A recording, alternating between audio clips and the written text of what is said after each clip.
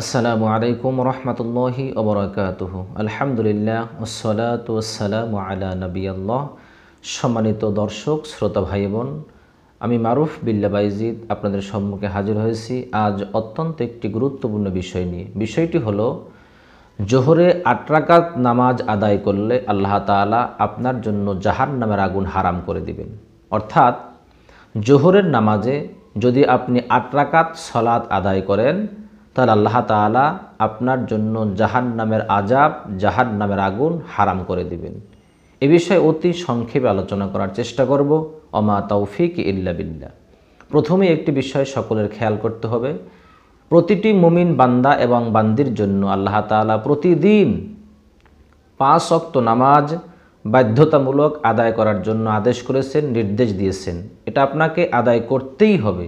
আপনি সুস্থ থাকেন, অসুস্থ থাকেন, আপনি যে হালতেই থাকেন না কেন, যতক্ষণ পর্যন্ত আপনার স্মৃতি, আপনার জ্ঞান, আপনার জেহেন শক্তি, মেধা শক্তি ঠিক আছে, আপনার স্মৃতিশক্তি লোপ পায় নাই, ততক্ষণ পর্যন্ত আপনাকে আল্লাহর হুকুম আদায় করতেই হবে। ৫ ওয়াক্ত নামাজ সঠিক সময় আদায় করতেই হবে। তো জোহরের নামাজ সম্পর্কে রসুল কারীম সাল্লাল্লাহু আলাইহি ওয়াসাল্লাম বলেছেন, যে ব্যক্তি জোহরের নামাজে ৮ রাকাত সালাত আদায় করবে আল্লাহ তাআলা তাহার জন্য জাহান্নামের আগুন হারাম করে দিবেন। হয়তো অনেকেই শুনলে মনে করবেন যে কখনোই তে জাতীয় কোনো কথা শুনি নাই যে ৮ রাকাত নামাজ পড়লে তার জন্য জাহান্নামের আগুন হারাম হয়ে যাবে।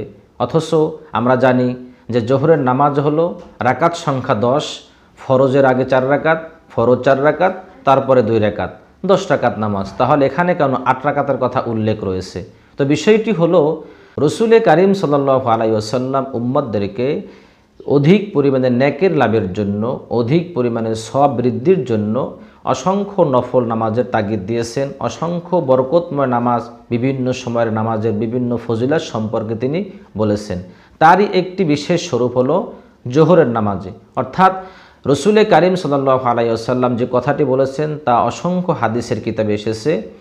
নাসাই শরীফের হাদিস 1814 নম্বর হাদিস, উম্মে হাবিবা রাদিয়াল্লাহু তাআলা আনহা থেকে বর্ণিত। এই হাদিসের মধ্যে এসেছে আল্লাহ রসুল সাল্লাল্লাহু আলাইহি ওয়াসাল্লাম বলেন, যে ব্যক্তি জোহরের নামাজের ফরজ নামাজের পূর্বে, কথাটা আমি আবারও বলতেছি, যে ব্যক্তি জোহরের নামাজে ফরজ নামাজের পূর্বে ৪ রাকাত সুন্নতে রাতেবা অর্থাৎ সুন্নতে মুআক্কাদা আদায় করবে এবং ফরজ নামাজ আদায়ের শেষে ২ রাকাত সুন্নতে রাতেবা অর্থাৎ সুন্নতে মুআক্কাদা, এরপরে ২ রাকাত নফল বা মুস্তাহাব যেই নামাজে আপনারা বলে থাকেন, সুন্নত ২ রাকাত আদায়ের শেষে যে ব্যক্তি আরও ২ রাকাত নামাজ অর্থাৎ জোহরের ফরজের পূর্বে ৪ রাকাত এবং ফরজের পরে ফরজ আদায়ের শেষে ২ রাকাত সুন্নত এবং ২ রাকাত নফল অথবা মুস্তাহাব যে নামাজ আপনারা বলে থাকেন, সেই নামাজ আদায় করবে, মোট ৮ রাকাত নামাজ আদায় করবে, আল্লাহ তাআলা তাহার জন্য জাহান্নামের আগুন হারাম করে দিবেন। এবং অপর এক বর্ণনায় এসেছে, তাহার চেহারা, তাহার শরীরকে আল্লাহ তাআলা জাহান্নামের জন্য হারাম করে দিবেন।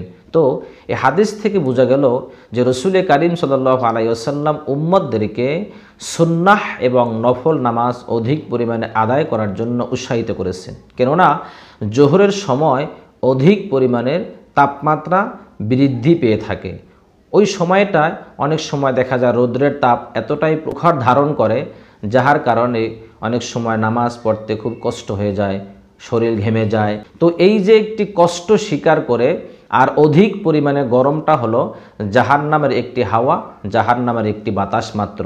সুতরাং যে ব্যক্তি এই গরমকে উপেক্ষা করে, যে ব্যক্তি অধিক পরিমাণের শীতকে উপেক্ষা করেও জোহরের ৮ রাকাত নামাজ আদায় করবে, বিষয়টা আমি আবারও বলতেছি, জোহরের তো ৪ রাকাত আপনাকে ফরজ বাধ্যতামূলক আদায় করতেই হবে, ফরজের পূর্বে ৪ রাকাত সুন্নত এবং ফরজ নামাজের শেষে ২ রাকাত সুন্নত, এরপরে ২ রাকাত নফল বা মুস্তাহাব নামাজ আদায় করবে, তাহার জন্য আল্লাহ তাআলা জাহান্নামের আগুন হারাম করে দিবেন। এজন্য আপনারা অবশ্যই এই বিষয়টির উপরে আমল করার চেষ্টা করবেন। যদি আপনাদের একান্ত কোনো কাজ না থাকে, তার কোনো ডিউটি না থাকে, আপনি অবসর আছেন, আপনার অধিক পরিমাণে কোনো তাড়া নেই, আপনি ইচ্ছা করলে আদায় করতে পারেন, তাহলে অবশ্যই আপনারা আদায় করার চেষ্টা করবেন। বিশেষ করে মা বোনেরা, আপনারা বাসাবাড়িতে থাকেন, আপনাদের হাতে অনেক সময় থাকে, এজন্য আপনারা অবশ্যই এই আমলটি করার চেষ্টা করবেন। অবশ্যই প্রতিটি মুসলিম ভাই বোন, পিতামাতা সকলেই এই বিষয়ের উপর আমল করার চেষ্টা করবেন। আল্লাহ তাআলা সকলকে সঠিক বুঝদান করুন। আল্লাহ তাআলা সকলকে এর উপর আমল করার তৌফিক দান করুন। ওমা তৌফিক ইল্লা বিল্লাহ। আসসালামু আলাইকুম ওয়া রাহমাতুল্লাহি ওয়া বারাকাতুহু।